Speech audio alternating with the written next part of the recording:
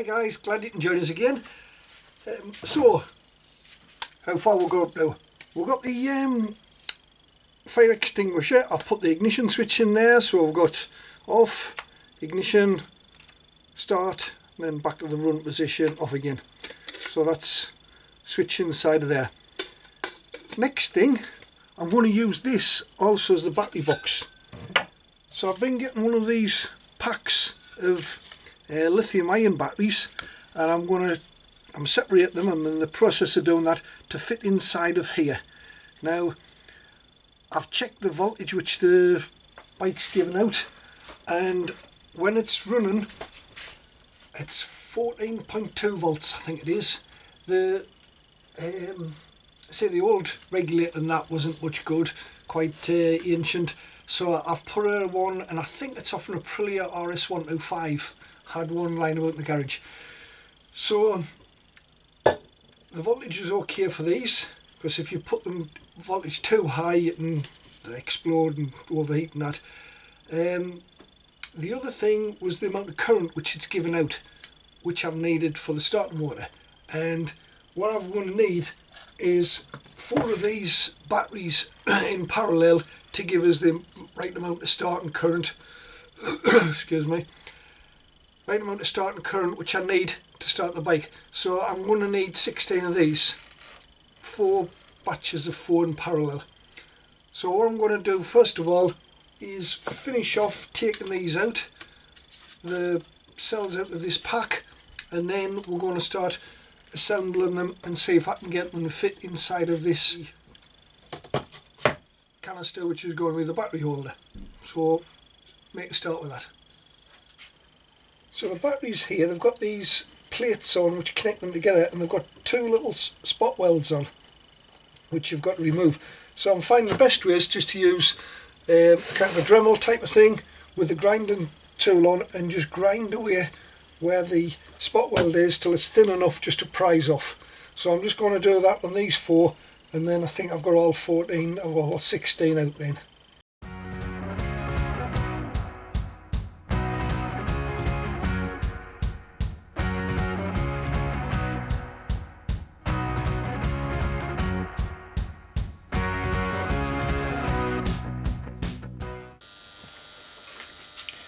Right, so this is one lot of the batteries. I've just strapped them together so that they're fitting inside as best I can, and then I'm going to have to put these other 4 on top later. Now I've started soldering some of the parts here, and what we'll do is at the top of each of these would tin them so they've got a little bit of solder on. I've already coated it with a little bit of flux.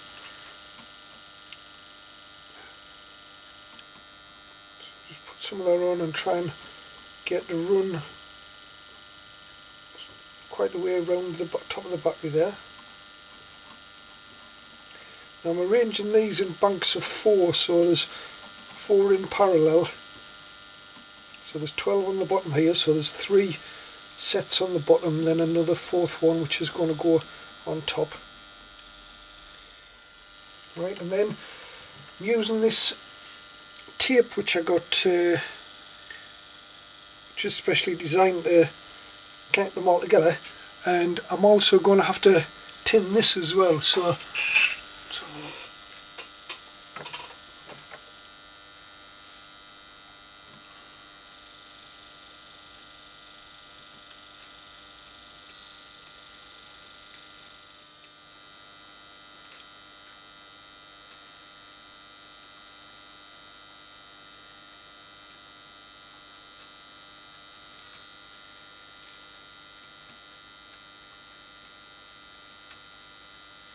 right. Now if you look at it closely, I'll show you just a second. I've bent some of these. Let's see. Don't know if you can see that. So it's going along and then it's going up and down and then up. Those go onto these 2 positive terminals here and here, so that they're not touching the outside of the battery. I know they look like they're double insulated there, but just to make sure that they're not going to catch and cause a short circuit. So I do is I line that up. So it's going to join these 4 here, and I need to join those 4 to it as well, or those 4 should I say. Anyway, and then those other 4 are going off, they'll be the positive coming out.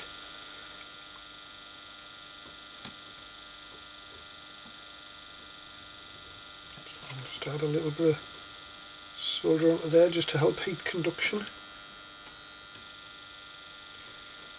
I'm trying to just fuse the 2 together, just melt them together.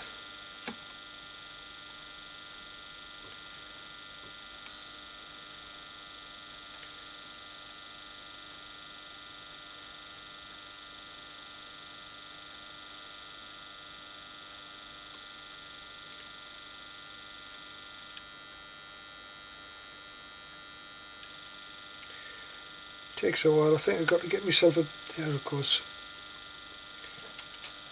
a better soldering iron, more powerful one. Right, that's it. So I'm just going to go along and do the rest of these 4, and that with that strap on. Then I've got to connect that battery to it, and then those 3 to it as well.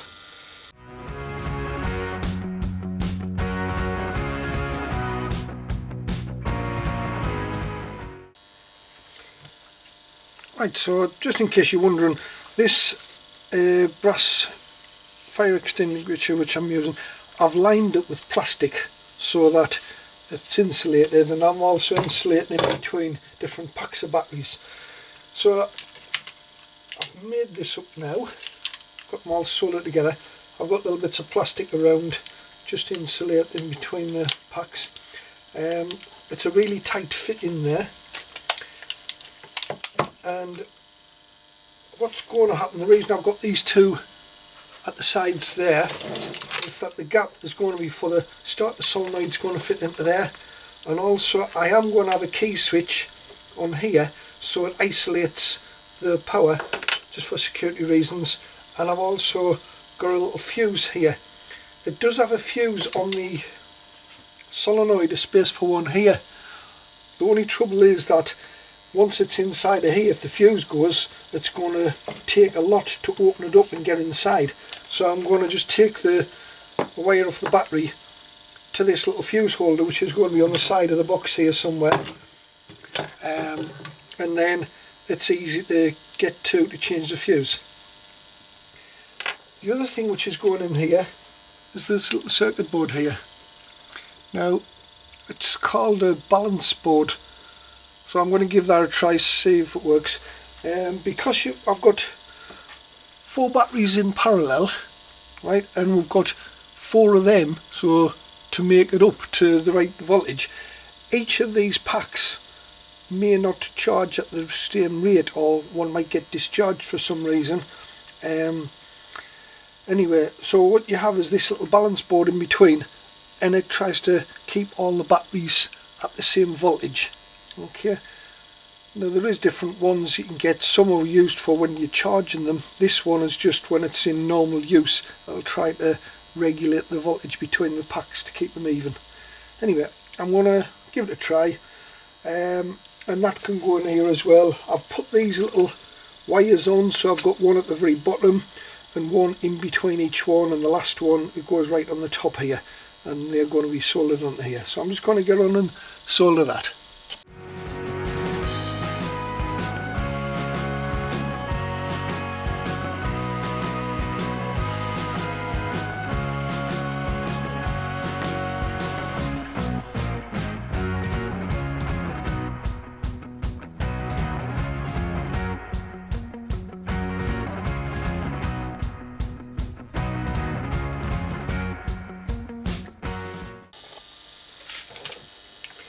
Right, so that's in place, and I've just tried the voltage of each of the packs, and they're all given exactly the same, with 3.49 volts, which is a little bit less than the 3.6 they're supposed to be at, but they aren't in a charged state. When I get this inside, I think what I'll do is try to hold these down a little bit with some silicone mastic or no nails, something like that, to bond it in place, make sure everything's insulated correctly. I have tried it on the bike and it does turn it over, so there's got enough power in there to fling the engine over. What I'm going to do now is connect it up, I'll start the bike and then I'll see how much voltage is coming out, make sure it's working, charging okay, and see where we get on from there. Right, I hope you can see everything alright. Got the battery just temporarily connected up to the bike. It's reading 13.9 volts there, and we'll try giving it a start.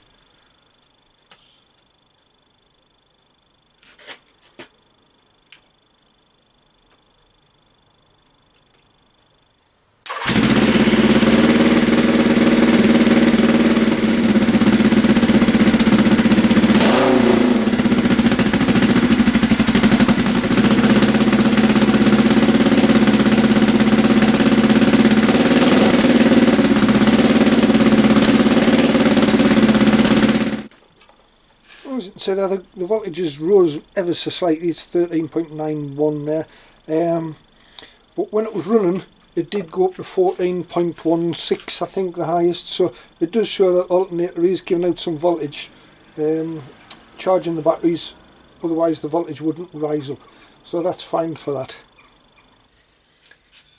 Right, so I took the battery pack out, now know that's okay.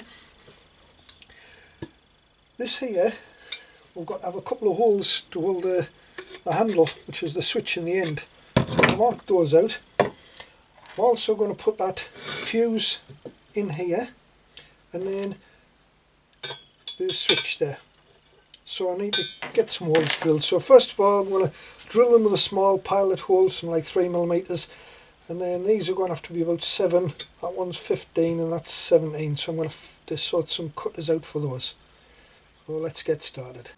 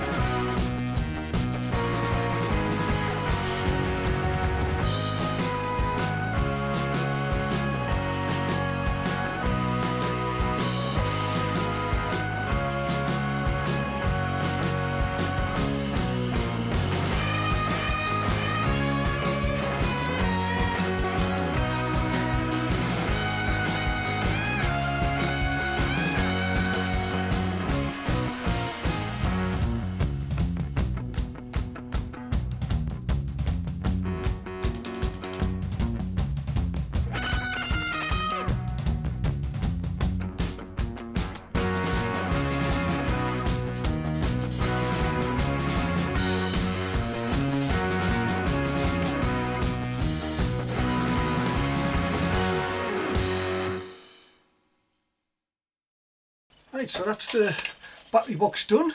So got the lithium batteries inside of there. There's a starting motor solenoid, got the fuse, there's a security switch so I can turn it off. See, the key actually comes out in both positions, so I can turn it on, pop the key in my pocket, and then the same when I want to turn it off. It's also got this on off switch here, so it's off, that's on, like ignition, and then the starter, and it jumps back to the run position. So there's actually a screw right in the middle where the label goes, but it's right at the top there. It was a bit unavoidable at the end. I took the label off thinking I was going to have to shorten this, but in the end I didn't. I couldn't shorten it, it was too much inside of it.